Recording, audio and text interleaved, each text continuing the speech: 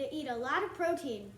Now, protein, my favorite type of protein is steak. And we are going to show you how to make chimichurri. We eat it a lot at our house. When we make steak, we usually have chimichurri. Making chimichurri. Making chimichurri. And I've never made chimichurri, but my mom's going to show me how. All right. All right, buddy, so I'm going to let you do most of the work here, okay? Yay, love So work. what I need you to do is we are going to take the parsley there, and I'm going to get you a little cutting board, and I want you to... This is parsley. Hold on. So what we've already done is we've already mixed our dry ingredients here. So our dry ingredients are oregano, salt, pepper, and red pepper flakes. I've also pre-measured our olive oil and pre-measured our white wine vinegar, and then I'll show you my trick with the garlic. All right, so Link, you're gonna cut off the top of that parsley for us. For the head. Uh-huh. So right here, cut off the top of the parsley. I've never used a real knife. You got it.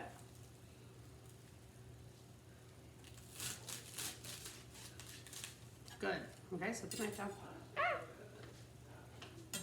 I'm scared of knives. All right, so these are really sharp, so we want to be careful when we're stuffing stuff down in there, but we do need to kind of get it down in there. So what I like to do is you want mostly leaves. Are you listening?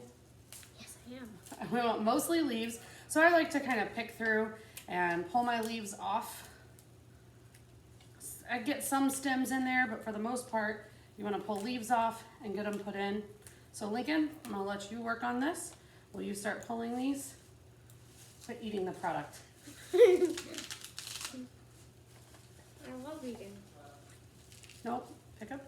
Eating's a hobby. For me, eating's a hobby. Okay, look, we don't want that big stem.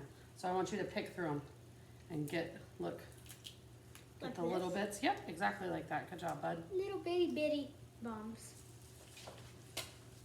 Ooh, this is long.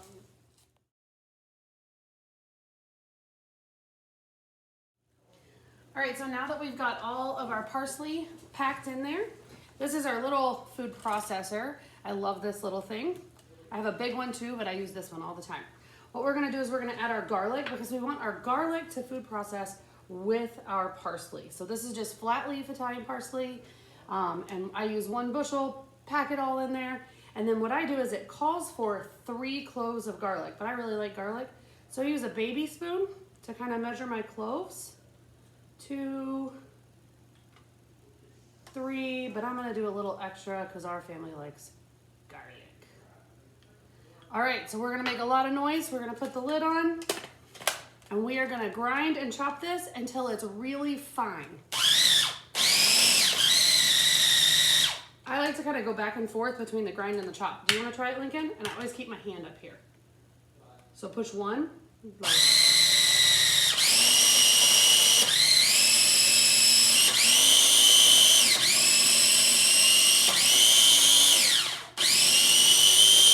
good chop. Loud. It is. So every now and then I check it. Use my little baby spoon and I don't want to use my hand because those blades are sharp, but I use my baby spoon and just kind of push it down, making sure that it's grinding up because it will take it a little while to grind up because it's really packed in there. It won't go even if you push the button until you've clicked the lid on. It's got a little safety feature. Okay, keep going, bud. Put your hand up there.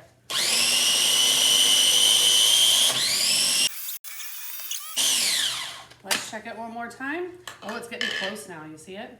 So I like to go back and forth between chop and grind because I think it does a good job. It spins the other way, so it does a good job of kind of mixing it up and getting things dislodged that have been lodged in. Sometimes, like stuck. Sometimes I double this recipe because I love it so much. Okay, go ahead, bud.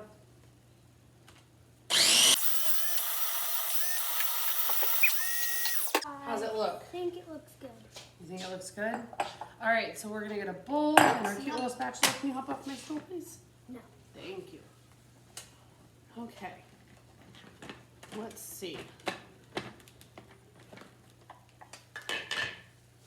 Looks good to me. Great job, Lincoln. I did great. You did. Okay, so now I use my cute little spatula and I'm gonna scrape it all into the bowl. So Lincoln entertains you.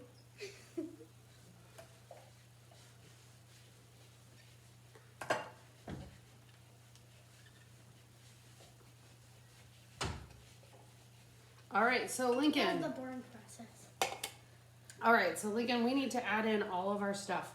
So what we have is 3/4 of a cup of olive oil. Can you pour that in for us, please? It doesn't smell like anything. It should smell like olive oil. It smells like olive oil. It doesn't smell like much. Okay, set that aside. Will you stir it up for us, Bob? Nope, got it.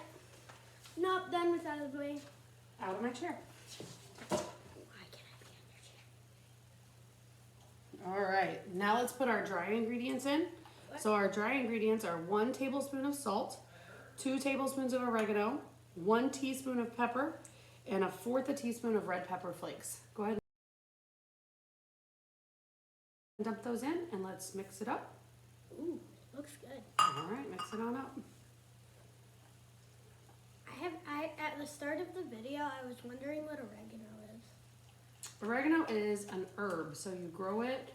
And this recipe actually calls for fresh oregano, but it's been really hard to find in the grocery stores.